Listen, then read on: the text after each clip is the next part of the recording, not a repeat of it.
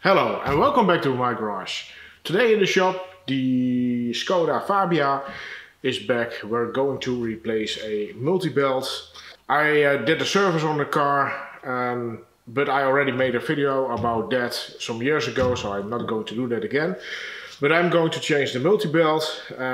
There is a problem with this Fabia and it is just leaking a lot of oil. There is oil everywhere. So what I already did is I cleaned the most of it, and we're going to replace the multi-belt because, well, oil and rubber most of the time doesn't mix, and what happens is it's going to swell and it's going to tear up.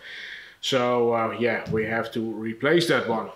And I know some of you are screaming at the screen why I'm not going to fix that oil. Well, I asked if they wanted to get fixed, but they just don't want to spend the money or the time on doing that. So yeah, who am I to do it then anyways?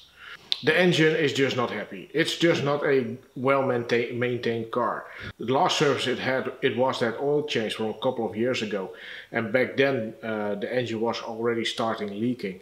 Just take my advice, just do an oil change every year. Even it is the crappiest oil you can get, the cheapest oil you can get, but it's always better than running your engine with, well, sour oil. Oil is getting bad at a certain time and it is going to eat your seals and stuff away. And well, that is probably what's happened to this thing. I do think it's leaking from the timing chain cover and also the oil seal that's over there. And I do think that the oil pan is also leaking a little bit.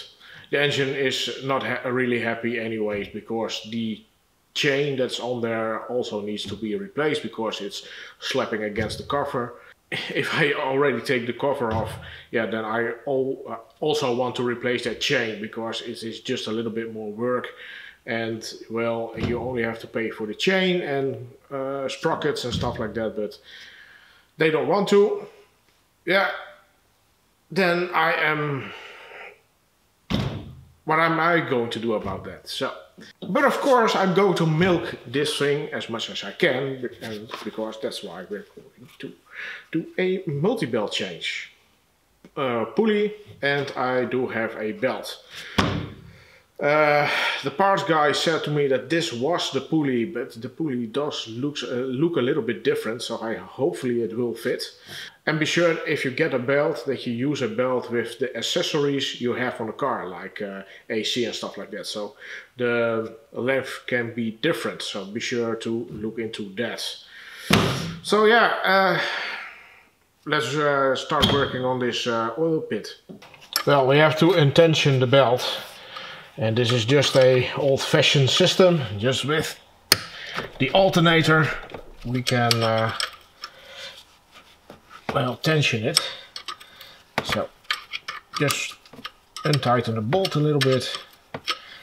Sometimes you have to also do the underside. But let's see if undoing this is enough.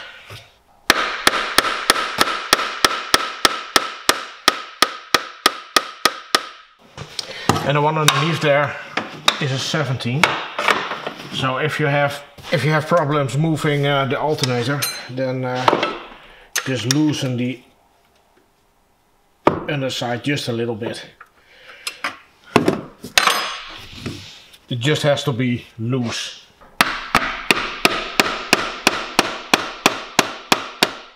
It looks like it's moving.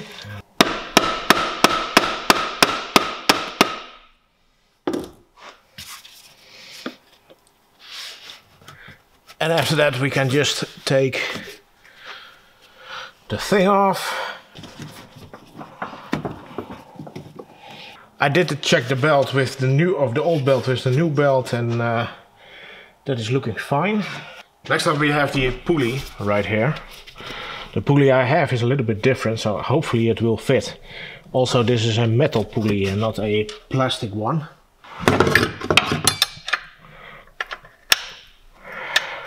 And this bolt is a 21.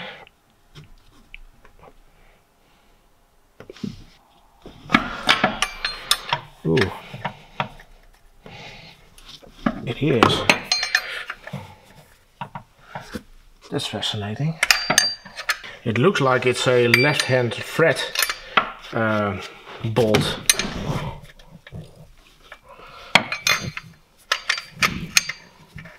It is, so be sure, if you want to remove this one, that in this case righty is loosey and lefty is tighty.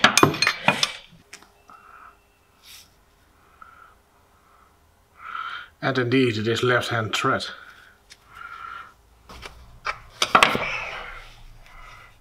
Well, this is the old pulley. Let's see if the new pulley fits. It does fit. It is a little bit bigger, but I'm not too worried about that. And I mean by bigger, the diameter of the... As you can see, the diameter is just a little bit bigger.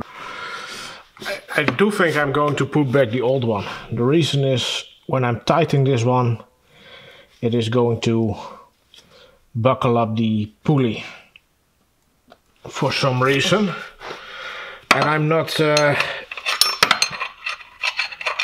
going to risk that. So yeah. The problem is that the washer is riding on that plastic ridge right there. I just don't trust it. I'm not going to use it. Also, that new belt is not going to last very long with all that oil. So but at least we learned something, that it is left-hand thread.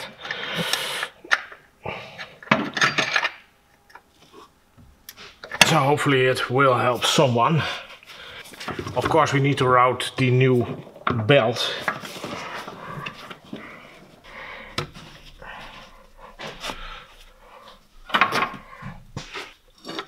And now of course we have to manually put tension on there. What I like to do is put a tire iron just behind it and just gently walk it back.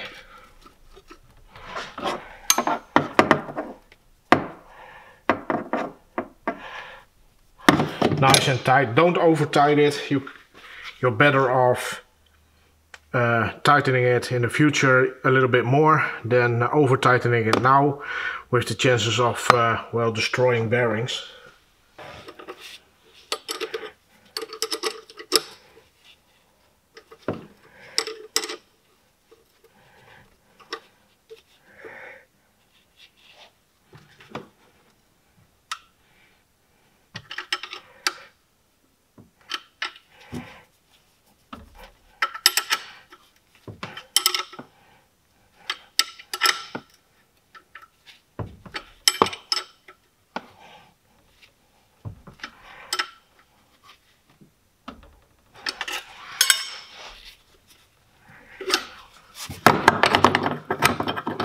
Nice and tight. Don't forget, of course, the one below here.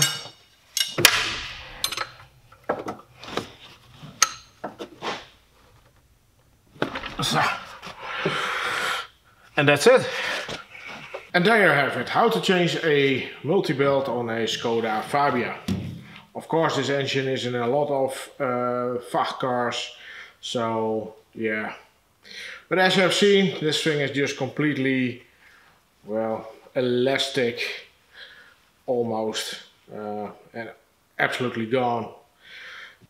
It's too bad that the idler pulley didn't fit. Oh well, that's going back to the shop. But yeah, I probably have to replace this thing very soon again.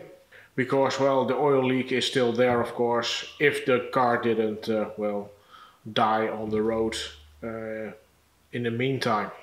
Like you have seen, that tensioner bolt is a left-handed thread, so you have to turn it to the right to do it. So that's something fun if you don't know that. So yeah, but that's it for today's video. Hopefully you enjoyed it or at least learned something from it. And if you did, please give it a like. If you want to follow me around, you know what to do. And I will see you next time. Bye.